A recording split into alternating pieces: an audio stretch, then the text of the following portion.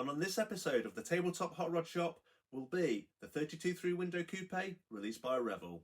An absolute dream car for any red-blooded hot rodder out there. The same can be said for me and my scale model ambitions. I found this kit on a Banbury market stall and I couldn't get my money out quick enough when I found out that the price was 20 quid. Believe me, 3-window coupes do not turn up every day in Banbury. I had no idea at the time how I was going to build this, but with small block 4 power and cross steering, I couldn't leave it in the 1990s. I didn't have a flathead Ford V8 for it, but I did have the blown fuel injected Hemi from the Tasmanian Willis Coupe, so I began to formulate a plan. A 50s built car, loaded with horsepower in the 1960s by its long-term hot rod owner. This project is going to be show and go. Follow along, feel free to add your comments. I hope you enjoy the ride. This is going to be a good one. Peace.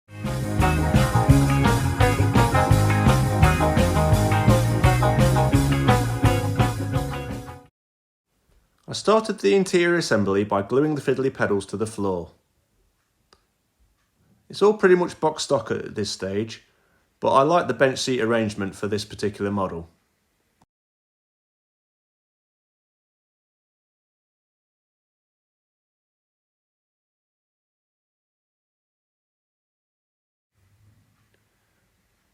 I used the steering wheel from the 36 Ford kit and mounted it to the kit supply 32 column.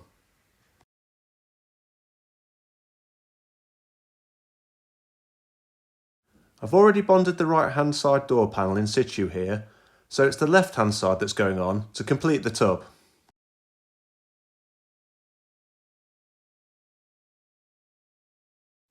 A trial fit of the dashboard. The dashboard will be body coloured. I found a gauge panel from the parts bin and I will mount this under the dashboard. This is how the dropped axle locates on the chassis. The most important consideration when I build a model is the stance, and as this deuce is destined to be fully fendered, I wanted the wheels to be tucked right up into the front arches. I removed material from the spring perch and the leaf spring itself to get the axle as high up in the chassis as I possibly could.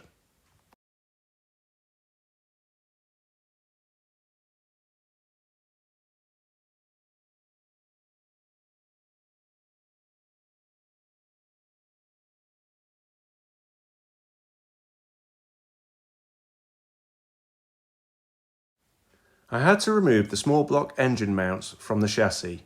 They would still work with the big Hemi, but I would have to reposition them to overlap the inside and the top of the chassis rails.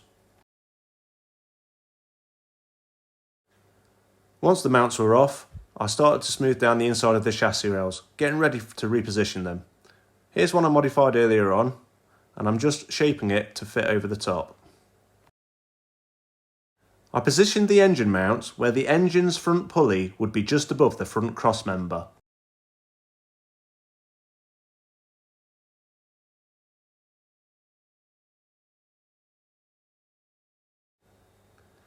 I wanted a resto look for the car, so the bumper brackets got bonded on at this stage. Another trial fit revealed more engine fitting issues. Firstly, I had to open out the engine mounts to allow the engine to sit comfortably. Next, the floor needed trimming to accommodate the gearbox. Fortunately, the gearbox rested perfectly on the K-member.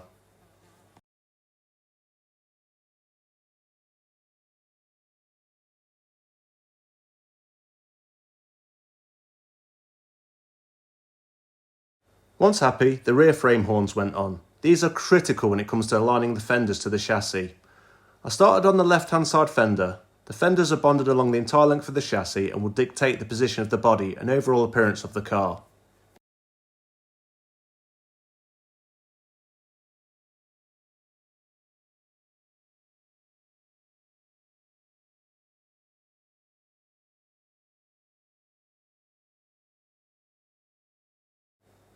One small clamp later, and a trial fit of the body shell shows that everything's looking good.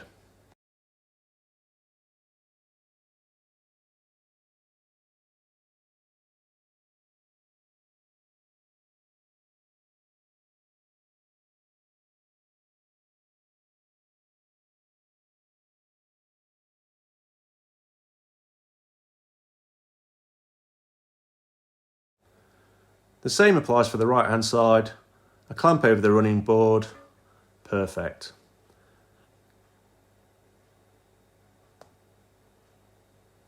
Pork and bean supplied the additional gravity. Front shock mounts. Because of the lower ride height, the shock mounts needed removing and repositioning to fit the chassis rails before bonding them onto the front axle.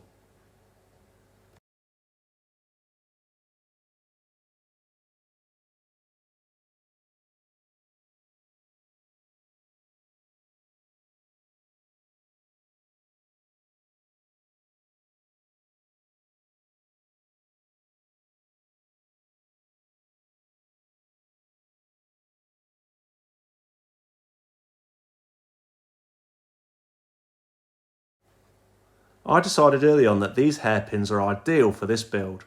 They're from the Gasser version of the 62 Corvette. Obviously they need modification for this application. I trimmed a notch out of the rear mounting to fit nicely over the chassis rails.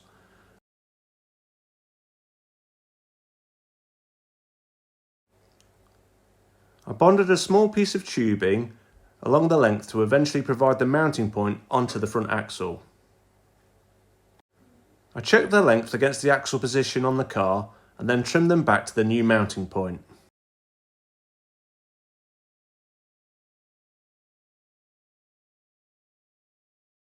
This is where it will join onto the axle. A quick guide coat of primer over all the chassis modifications. The axle mounted, the radius rods are bonded in place but to the axle only.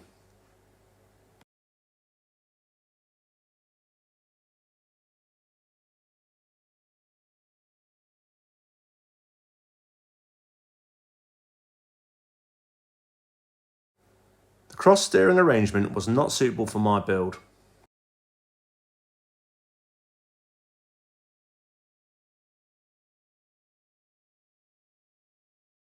The steering linkage removed from the track rod, I'll show you how I intend to mount it to the side of the steering box itself.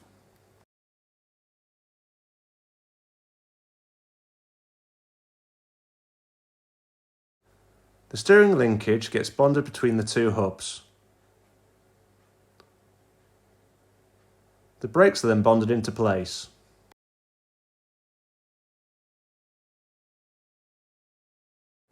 The steering column gets removed from the steering box.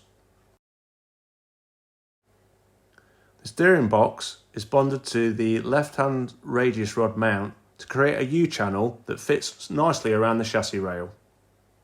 The drag link is going to join the left-hand hub. Firstly it's measured, then we'll cut it to length.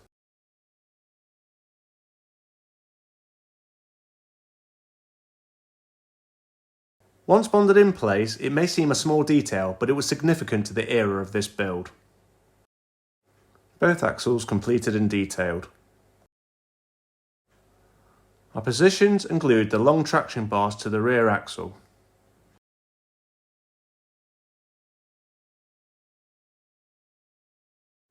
The body shell had some obvious moulding joints that I removed from the roof, but a guide coat of primer revealed a heavy seam around the cowl that had to come off.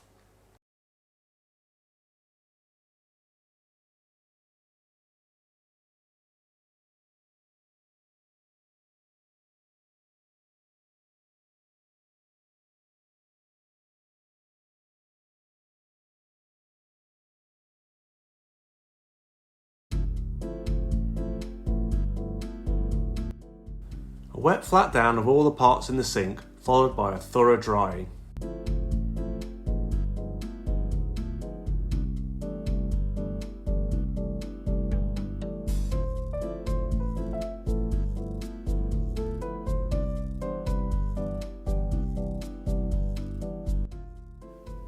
Another coat of primer over the chassis assembly.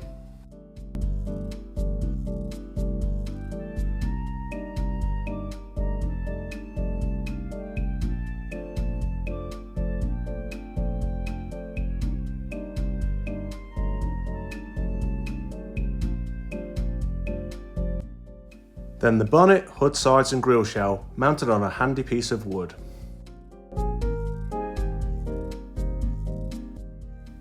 And finally the body shell.